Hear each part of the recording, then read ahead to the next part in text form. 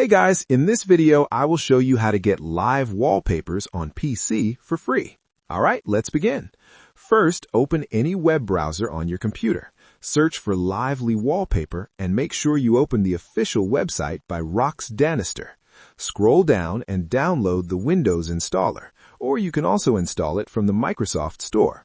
Once the download is complete, open File Explorer, go to Downloads, and double-click the Lively installer.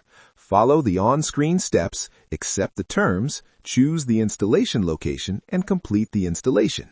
Restart your computer if prompted. After restarting, open Lively Wallpaper from the desktop shortcut or search bar.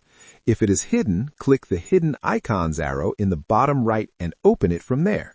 You will see several built-in live wallpapers. Click any one of them and wait a few seconds for it to load.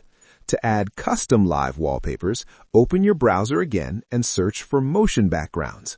Download any video wallpaper you like. Go back to Lively, click Add Wallpaper, choose the downloaded file, and apply it. So that's basically how you can get live wallpapers on PC for free. That's it for this video. Thanks.